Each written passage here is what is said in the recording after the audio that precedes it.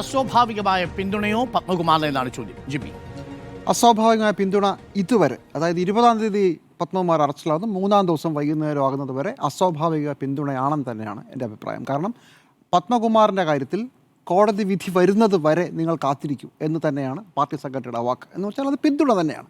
വിധി വരുന്നത് വരെ എന്നാണ് പറഞ്ഞത്.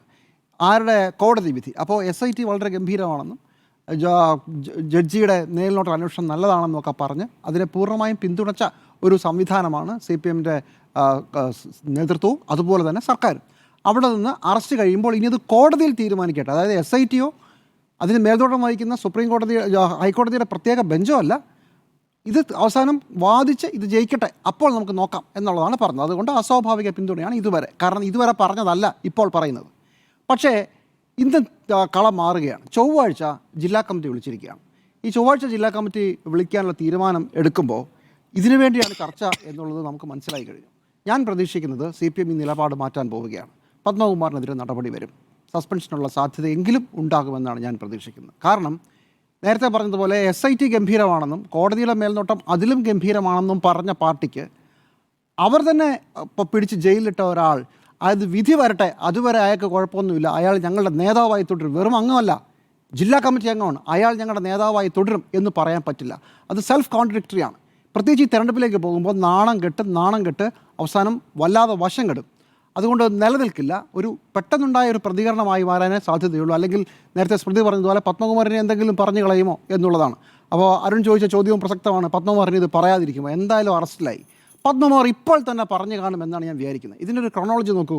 ഒക്ടോബർ 17-ാം തീയതി പോറ്റി അറസ്റ്റിലാകുന്ന മുതൽ ഓരോരുത്തരായി പിടിയിലാകുന്ന 17, അതിന് ഒക്ടോബർ 23 അടുത്ത അറസ്റ്റ്, നവംബർ 1 അടുത്ത അറസ്റ്റ്, നവംബർ 6, 11, 20 ഓരോരുത്തരുടെ പേര് പറഞ്ഞ് തന്നെയാണ് ഇവിടം വരെ എത്തിയിരിക്കുന്നത്. അത് പോറ്റിയാണ് ആദ്യം പിടിക്കപ്പെടുന്നത്. പോറ്റി കഴിഞ്ഞ് മുരാരി ബാബുവിൻ്റെ കാര്യം പറയുന്നു, മുരാരി ബാബു സുധീഷിൻ്റെ കാര്യം പറയുന്നു, KS ബൈജു, അത് കഴിഞ്ഞാൽ സുധീഷ് KS ബൈജുവിനെ പറയുന്നു, KS ബൈജു വാസുവിനെ പറയുന്നു, വാസു ഇപ്പോൾ പത്മകുമാറിൻ്റെ കാര്യം പറഞ്ഞെന്നുള്ളത് നമ്മൾ റിപ്പോർട്ട് ചെയ്തതാണ്.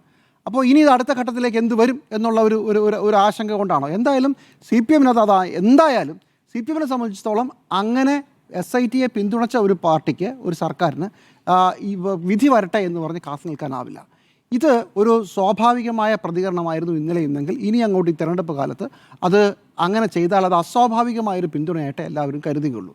ഇപ്പോൾ കേരളത്തിലോ ഇന്ത്യയിലോ എവിടെയായാലും എന്തെങ്കിലും ഒരു ആരോപണം ഉണ്ടായാൽ അയാൾ രാജിവെക്കുക എന്നുള്ളത് തന്നെയാണ് എല്ലാ കാലത്തും നിലപാട്.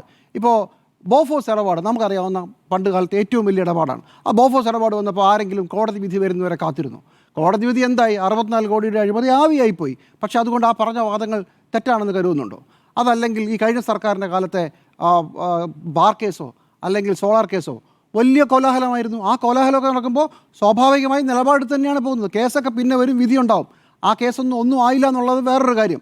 എന്തിന് ഈ വിഴിഞ്ഞം തുറമുഖത്തെക്കുറിച്ച് വരെ 6000 കോടിയുടെ അഴിമതി ഉന്നയിക്കുകയും പിന്നീട് അത് വിജിലൻസ് കോടതിയുടെ പ്രത്യേക ജുഡീഷ്യൽ കമ്മീഷൻ വരികയും ചെയ്തപ്പോൾ ആ വഴിക്ക് ആരും പോയിട്ട് പോലുമില്ല.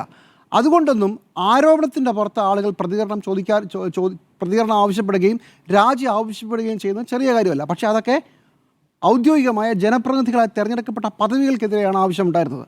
അപ്പോൾ നമ്മൾ ചോദിക്കും, ഈയിടയ്ക്ക് കോൺഗ്രസിൻ്റെ MLA രാഹുൽ മാങ്കൂട്ടത്തിനെതിരായ കേസോ? രാഹുൽ മാങ്കൂട്ടത്തിനെ പാർട്ടിയിൽ നിന്ന് പുറത്താക്കണമെന്ന് ആവശ്യപ്പെട്ട CPM തന്നെയാണ്, ഓർമ്മയുണ്ടല്ലോ. അത് 2 ദിവസം കഴിഞ്ഞ് പുറത്താക്കുമ്പോൾ അത് സസ്പെൻഷൻ മാത്രം പോരാ, സസ്പെൻഷൻ താൽക്കാലികമാണ്, 1 മാസം കഴിഞ്ഞാൽ അയാൾ തിരിച്ചു വരും, അതുകൊണ്ട് ഇയാളെ പാർട്ടിയിൽ നിന്ന് പുറത്താക്കണമെന്നും ആവശ്യപ്പെട്ടിരുന്നു. അപ്പോൾ ഓരോ കാലത്ത് ഓരോ നിലപാടെടുക്കുന്നത് വലിയ പുതിയ കാര്യമൊന്നുമല്ല. CPMന് പത്മകുമാറിനെ എത്രത്തോളം സംരക്ഷിക്കാതിരിക്കാമോ, എത്രയും പെട്ടെന്ന് അദ്ദേഹത്തെ തള്ളിപ്പറയാമോ അതാണ് നല്ലത്. ഒരുപക്ഷെ വേണമെങ്കിൽ ഇങ്ങനെ പറയാം, തൽക്കാലം ഞങ്ങൾ അദ്ദേഹത്തെ മാറ്റി നിർത്തുന്നു, അവസാനം വിധി വരട്ടെ, വിധി വരുമ്പോൾ അയാൾ നിരപരാധിയാണെങ്കിൽ ഞങ്ങൾ അയാളെ തിരിച്ചെടുക്കാം. അതാണ് മര്യാദ. കാരണം ഇത്രയും നാൾ ഈ കാര്യത്തിൽ നിങ്ങൾ പറഞ്ഞ ഓരോരോ ഡിഫൻസുകൾ, ആദ്യം ഉദ്യോഗസ്ഥരായിരുന്നു, അത് കഴിഞ്ഞ് വാസു വരുമ്പോൾ വാസു പാർട്ടിക്കാരനാണെങ്കിലും അയാൾ ഉദ്യോഗസ്ഥനാണ്, പത്മകുമാറിലെത്തുമ്പോഴേക്കും ആ ഡിഫൻസ് എല്ലാം പൊളിയുകയാണ്. എന്തുമാത്രമല്ല, ഇതുവരെ രാഷ്ട്രീയ പാർട്ടിയുടെ പ്രധാനപ്പെട്ട ആളുകൾ, CPMൻ്റെ മുഴുവൻ സമയ പ്രവർത്തകനാണ് ഇതിനു മുമ്പ് ഉണ്ടായിരുന്ന ദേവസ്വം ബോർഡിനെ കഴിഞ്ഞ 2-3 പ്രാവശ്യത്തെ ദേവസ്വം ബോർഡ് പ്രസിഡന്റ്, മറ്റാളുകളും അവിടെ നിന്ന് പാർട്ടിയുമായി ഒരു ബന്ധവുമില്ലാത്ത ഒരു വ്യക്തിയെ ഈ സ്ഥാനത്തിലേക്ക് കുടിയിരുത്തുക വഴി ഇതിനകത്ത് നിന്ന് എത്രയും പെട്ടെന്ന് കൈ ഒഴിയുക എന്നൊരു നിലപാട് കൂടിയുണ്ട്. ഒരു വലിയ മാറ്റമാണ് ഉണ്ടായിരിക്കുന്നത്. പക്ഷേ ഇതിലൊക്കെ ആർക്കാണ് താല്പര്യം? ഇപ്പോൾ 3 ദിവസം മുമ്പ് ഹൈക്കോടതിയിൽ ഒരു കേസ് വന്നല്ലോ. ഇറക്കുമതി കേസിൽ നഗ്നമായ അഴിമതിയാണ് നടന്നിരിക്കുന്നത്. 80 കോടിയുടെ അഴിമതിയാണ് CBI 5 വർഷത്തെ കണക്ക് പരിശോധിച്ചപ്പോൾ മാത്രം CBIക്ക് കിട്ടിയത്. അതിനകത്ത് പ്രതി ആരാണ്? K. രതീഷ് സ്ഥാപനത്തിൻ്റെ MD ആയിരുന്നു 10 വർഷം. R. ചന്ദ്രശേഖരൻ ചെയർമാനായിരുന്നു. അതിനു മുമ്പ് E. കാസിം, അദ്ദേഹം മരിച്ചുപോയി. E. കാസിം ചെയർമാനായിരുന്നു. ഈ R. ചന്ദ്രശേഖരൻ എന്ന് പറയുന്നത് കോൺഗ്രസിൻ്റെ നേതാവാണ്, INTUC-ൻ്റെ പ്രസിഡൻ്റാണ്. അദ്ദേഹത്തിനെതിരെ പ്രോസിക്യൂഷൻ അനുമതി CBI ചോദിക്കുമ്പോൾ ആ പ്രോസിക്യൂഷൻ അനുമതി 3 തവണ നിഷേധിച്ച സർക്കാരാണ് കേരളത്തിൽ ഭരിക്കുന്നത്. ഏതാ? INTUC-ൻ്റെ ഒരു നേതാവാണെന്നുകൂടി ഓർക്കണം.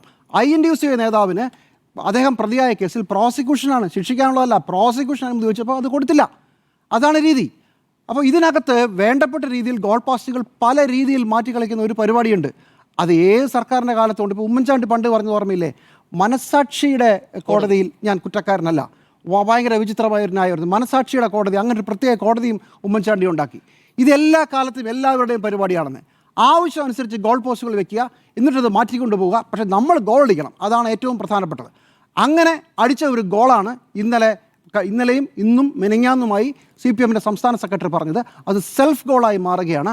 അടുത്ത ആഴ്ച CPM ഈ നിലപാട് തിരുത്തും. അപ്പോൾ ഗോവിന്ദ മാസ്റ്റർ എന്ത് പറയും? കോടതി വിധി വരുന്നത് വരെ നിങ്ങൾ കാത്തു നിൽക്കൂ, വെന്ത് തുടങ്ങിയിട്ടല്ലേ ഉള്ളൂ എന്നാണ് പറഞ്ഞത്. അടുത്ത ആഴ്ച CPM ഈ നിലപാട് മാറ്റേണ്ടി വരും. തെരഞ്ഞെടുപ്പിലേക്ക് പോവുകയാണ്. ഇതാണ് ഇവിടുത്തെ ഒരു CPM-ൻ്റെ ഒരു ഗതികേട്. അതാണ് വളരെ പെട്ടെന്ന് ഈ ഇങ്ങനൊരു അറസ്റ്റിലേക്ക് പോകുന്നുള്ള CPM-ന് അറിയാത്തതല്ല. ആ കാര്യത്തിൽ ഒരു രാഷ്ട്രീയമായ ഒരു ബുദ്ധി CPM കാണിച്ചില്ല എന്നുള്ളതാണ് ഇവിടുത്തെ വിഷയം.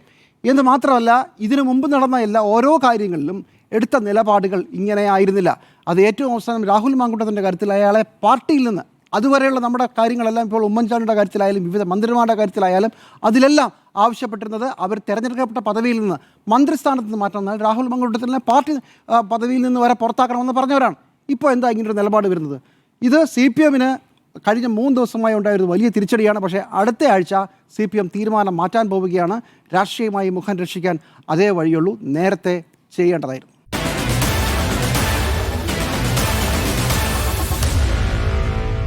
Meet the editors.